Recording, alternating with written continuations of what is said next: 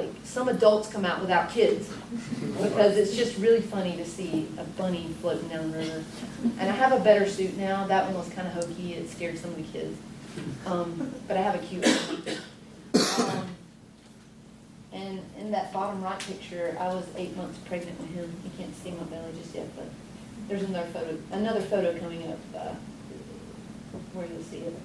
So these are the tubes that we use. These are the best tubes I can find in the world. And I order them from Canada, and they come down on a big old, huge 18-wheeler that gets into Todd, and they're like, what? What do I do with this? And I'm like, it's okay, follow me. And there's a way to do it, but like if any of you have been out to Todd, there's not a lot of turning around spots. But if I can turn around a 24-foot food trailer that we now have out there in the parking lot, then they can too. So I just have to show them how to do it. But they have backrests, they have cup holders. We put ropes and carabiners on them so you can click together or unclick if someone's doing something you don't That's like. annoying you. Yes. We have, the red one you see back there actually has floors, but we try to talk people into ones without floors because, you know, the river feels really nice. And then we have about 12 of these bicycles, and we've got 2 of the kids' trailers so you can pull the kiddos behind you. So you've got about 11 miles of railroad grade. That's actually on Big Hill Road, the flat portion of Big Hill Road. And it was actually in February, if you see the snow up on the banks there. So it can be quite nice during the winter to get out and do some stuff, as long as you're physically doing stuff. So you work up some internal energy.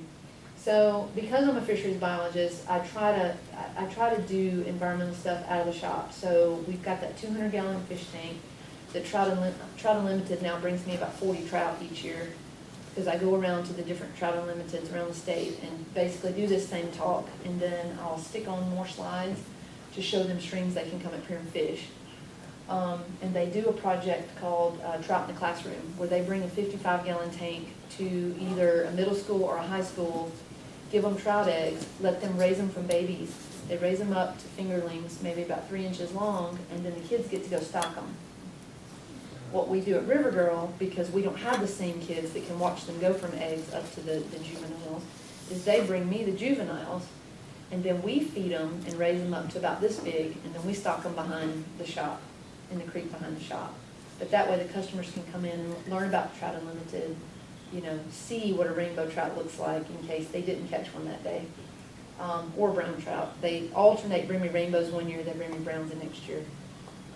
I want the brook trout, which is our native trout, but I'm going to have to do more twisting of the arms before I can get that. But we work with Upward Bound here. We work with Gear Up. We've worked with them for maybe 5 or 6 years now.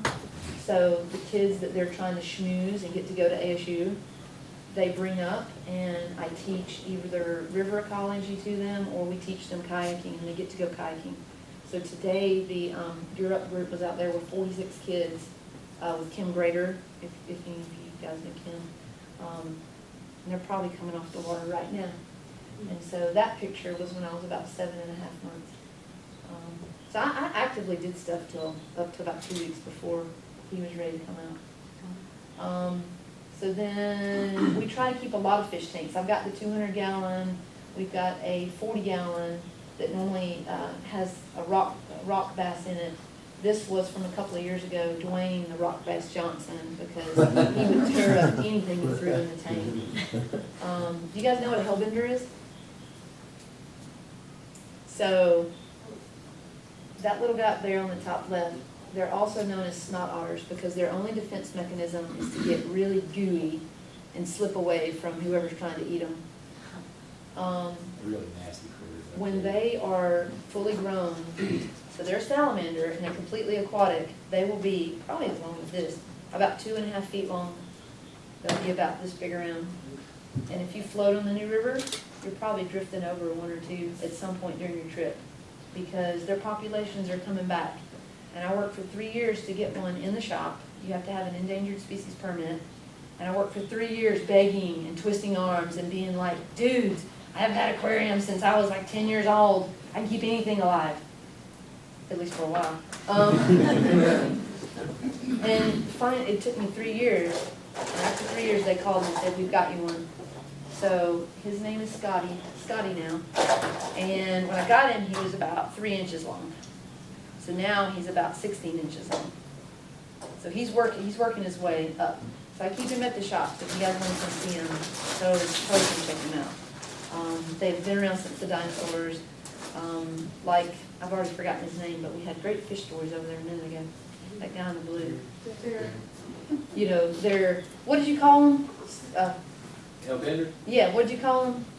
Like gruesome or? They're really nasty. Oh, nasty. They are not nasty. I take mine out and give him a kiss every night, well, not every night. The first time I ever caught one of those in the river, I think I ran for probably a good half mile. And see, and this is why their population has declined, because when local fishermen catch them, and you pull out a 2.5 foot, you know, they call them hellbenders because they thrash, like they're coming out of hell. Like, you got his earphones on? Okay. But it's because that's their only way to get loose. And I mean, they will bite, but they don't have really sharp teeth. They have like pharyngeal teeth like the catfish has. So they can like scrape you up and stuff. But they're a harmless little salamander. Like, but I take Scotty out, and he's just, because he's hand reared, he never bites me unless I'm giving him a crawfish and he gets a bite of my finger so I feed him with forceps now because it does kind of scare me. But they're really cool critters. Like, they've evolved so many years. They have a cousin named the mud puppy. They're both born with external gills, right, outside. The mud puppy keeps their external gills their whole life. The hellbender loses their gills, so they shrink away, they go away. They have a lung, but they never use it. It's there just in case they need it. Hellbenders breathe entirely through their skin. So you've heard of an indicator species, like the frogs. You know, if you start losing your indicator species, you know, it's telling us we better fix something with our water source. They're great indicator species because they breathe entirely through their skin.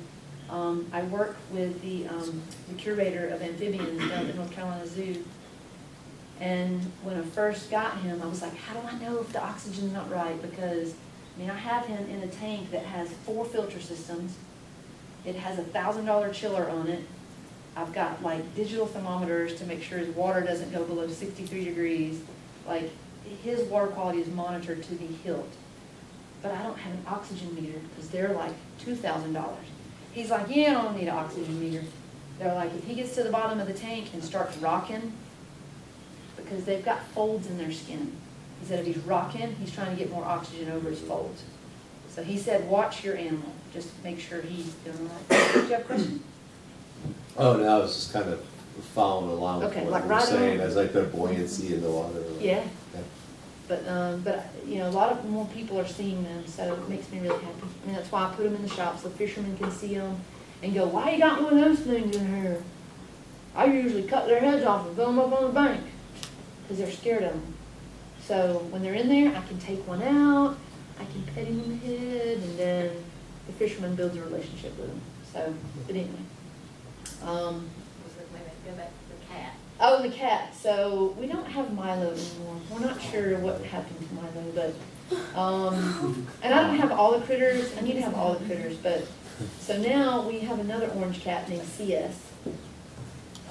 We have a cat named Jeffy, and we have Lewis, who's a 15-year-old grouchy pants. So if he lets you touch him, you're destined for greatness or something. But so those guys are around there. We lost Petunia last year, so we had to get another pig because people were coming into the shop this spring and finding out that she wasn't there, and they're leaving like, man. Oh, I mean, almost, I had a woman with tears in her eyes. That pig meant so much to people. So now we have Pepper. Pepper is about this big now. She's black and white. And then her brother Tater, who's an English bulldog, he's about this big. He's growing. They sleep together, they party together. She plays with his toys, he eats grass like her. It's nuts. But you never know what you're going to see there. But the best part, even though the tubing, the kayaking, the biking, and we're now doing eco tours where we go out and actually take people down the river and talk about how it's the oldest river in North America, talk about how it flows north, about its ecological significance in the world. I still get to go fishing. So I still teach the fly fishing, and I'm guiding. And so we hit most of the streams around here. The picture up to the top left, Finn actually caught that fish on a bamboo rod on a dry fly, believe it or not. If any of you guys that fish know that 80% of trout bite nymphs or flies that live under the water before they've hatched out into their fly. And he was just dinking around on the bridge, and that fish jumped on. But I reeled it in, because that fish was almost 25 inches long. The top right one, those were two sisters, right under the bridge, Is that it? coming up 421 on the South Fork. Yep. There's a Hess station there or something. Yep. It's close to Brookshire Park. Yep. And they were staying at Chatola, or one of those fancy resorts, and I thought it was really cool they wanted to come fishing for the day. So I met them halfway and didn't make them come all the way up to Todd. Met them in Boone, but there's good fishing along through there. I wouldn't even fish. It's downstream of the wastewater treatment plant. And if y'all talk to some of the biology guys here, yeah, I'll just leave it at that. That bottom left one is on Howard's Creek, and that bottom left one is on Three Top Creek. The top left one's on the Watauga. I used to go out to Watauga, and then I got pregnant with him, which was planned, by the way. I didn't mean for it to sound like I got pregnant with him, so then I couldn't go out to Watauga anymore. I actually went through 9 artificial inseminations to have him, so he's truly a miracle child. So New River, and then these are secret places, so you have to come and let me take you to find those places. I try to give back to the river, so we do something called Trashy Tuesdays. The first Tuesday of the month, we put all the boats out for free. So it's a $35 rental that you can get for free if you'll come out and help clean the river. And believe it or not, we pull out, that's my 5x8 trailer down there. We pull at least 3/4 of that pile every month. Our river replenishes its garbage. We're downstream of you guys. We're downstream of a city, so I mean, things fly out, old timers like to go throw their tires in, and washing machines and whatever else we pull out. But that's a good way to get a free kayak rental and to meet other people that really care about the river. Have you found anything valuable? Well, valuable, It's all. my eyes is a different value to you. So we've pulled out 55-gallon garbage cans, which we used to put the garbage in, so that saves you $20 from having to go buy a garbage can. A lot of the cool stuff that we found, we hang on the wall at River Girl. So when you come in, we have a line of shoes that's comprised of flip-flops, Crocs, and jelly shoes. Things that you shouldn't wear down the river. So we hang those up, and then I buy water shoes, and we rent them for $2. So by the end of the summer, we make $300 to $400 off of renting shoes.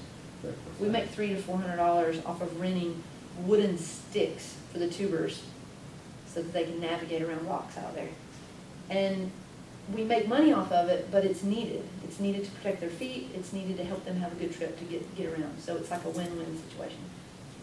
I guess I have 2 questions. My first one's easy. Do you teach fly fishing out there? I do. All right. If I had brought one tonight, I could have taught y'all right here. That's awesome. And then I guess if you were talking in a scale of, say, 100, where would you consider your profits, that would equal up to 100 amongst all of the Activities that you provide? Yeah. Tubing, So that, like 50%? probably 60. Okay. We make the bulk of our money off of tubing because it's the cheapest thing that we do and it's the most relaxing thing that we do. Right. I think Easy to do. fishing's the most relaxing, but some people that come are just like, where's the fish, where's the fish, where's the fish? And I'm more like, look at this stream, Right. isn't it Yeah, beautiful? chill out. Aren't you glad you're not at work? Yeah, And like, yeah. I try to get them to just calm down.